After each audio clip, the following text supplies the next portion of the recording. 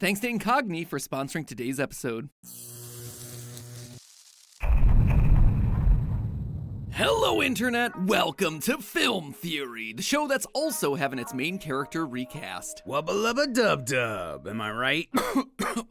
Oh, sorry about that. Had a lee in my throat. Today we're talking about Rick and Morty. Gotta be real with you, and all the craziness that was 2023, I almost missed that Rick and Morty came back. But now that I've gotten a chance to sit down and actually binge through the whole thing, I gotta admit that these have gotta be some of the best episodes that the team has ever delivered. Okay, tough problem. Definitely spicy meatball, but we can fix it. Including some huge moments of closure for these characters. Thank you for visiting the fear hole, Morty. Your fear of relying on Rick has been delicious. We even wrap up some major stories that previously probably would have been milked for entire seasons. Why threaten? Why not just do it? Because using a weapon like this doesn't get you left alone, Morty. Think I want a bunch of vengeful summers coming after me? Seriously though?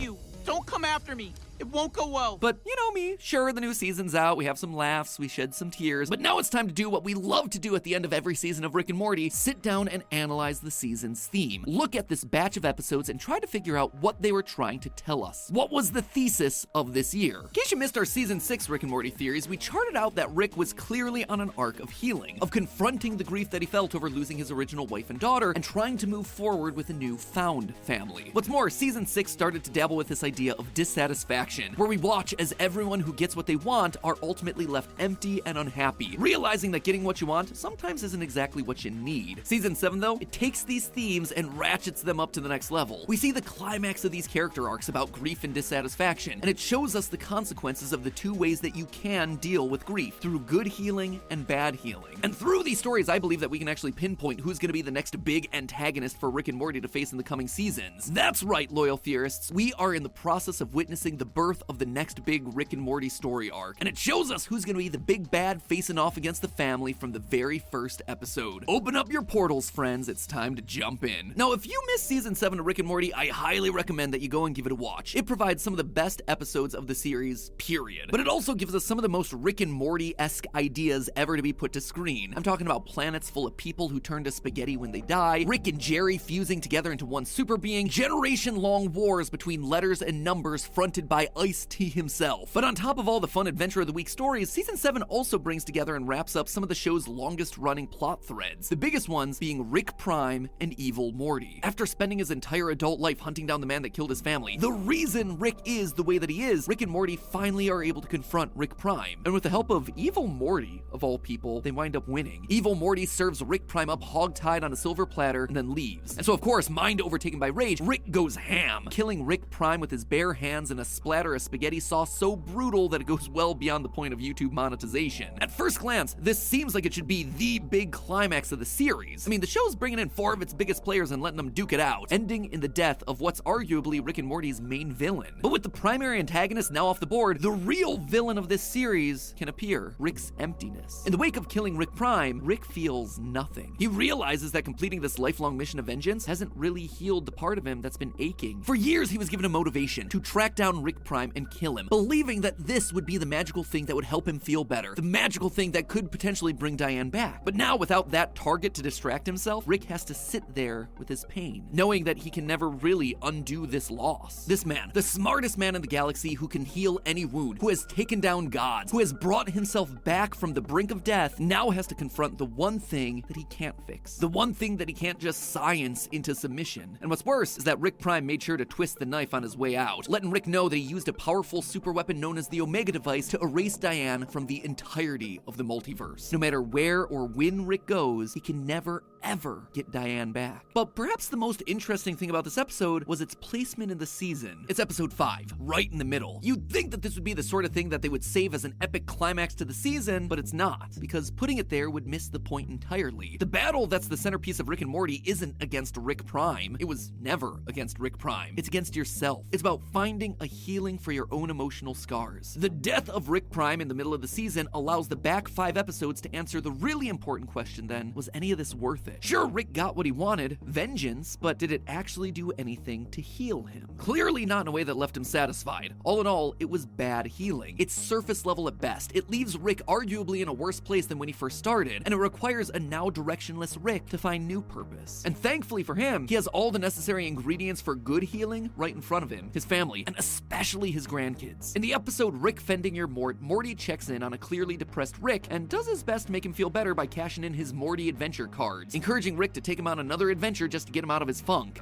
Not right now, Morty. Definitely next week, though. You've been saying that a while now, buddy, so I think I'm gonna give you a little nudge by cashing in a few of these bad boys! And in the episode Wit Quat Amortican Summer, Rick admits that he respects Summer partially because her headstrong personality reminds him of Diane. I treat you like an equal because I respect you. Remind me of your grandmother. All of this comes to a head in the season 7 finale, Fear No Mort, probably one of the top 5 episodes this show has ever produced, which sees Rick and Morty discovering a mysterious fear hole in a Denny's bathroom. A hole with the ability to manifest the greatest fears of anyone that jumps inside. Though they initially decide to leave it alone, Morty rushes back in and jumps down the hole, with Rick following after to save him. They both fight off monsters until they're both able to escape from the hole. Later, when they arrive home, Diane appears out of a portal, and Rick and Morty soon realize that they're still stuck inside the fear hole. Rick thinks it's because Morty's afraid of losing him to Diane. Morty thinks that his greatest fear is watching Rick die. Intent to get them both out of the fear hole, Morty continually faces his fears in an attempt to overcome them, but nothing works, until Rick mentions that Morty is irreplaceable. Come on, you're irreplaceable. Irreplaceable. This makes Morty realize that this Rick, he isn't real. Rick never entered the hole after him. Morty's greatest fear is his over-reliance on Rick. Finally overcoming this true fear, Morty escapes the hole, awakening to find Rick watching him from the outside. This entire experience is a massive step forward for Morty, but it also winds up showing how far the positive healing has been for Rick. After Morty mentions that he saw Diane inside the hole, Rick runs back to it, and for a moment it looks like he's gonna jump in to try and desperately hold on to Diane in any way that he can, just like we've seen him try to do over and over again in the series. But then Rick stops. Instead of jumping in the hole, he takes out a photo of Morty from his wallet and tacks it up onto the wall of victors, people who escaped from the hole. It's an act of pride in his grandson, this person who represents Rick's future instead of just always going back to his past. Rick is showing us that he's moved beyond just the empty bad healing that he'd been pursuing this entire time and is starting to work towards true good healing, deeper healing. And that's not the only thing that can help Rick heal. So can the sponsor of today's episode, Incogni. I don't know if this has ever happened to you, but sometimes I'll be doing some Google searches while researching for a theory, and then like clockwork a day or two later, I'm flooded with ads about that exact same topic. Or I'll sign up for a newsletter for a store that I really like, and then suddenly get sent a bunch of spam emails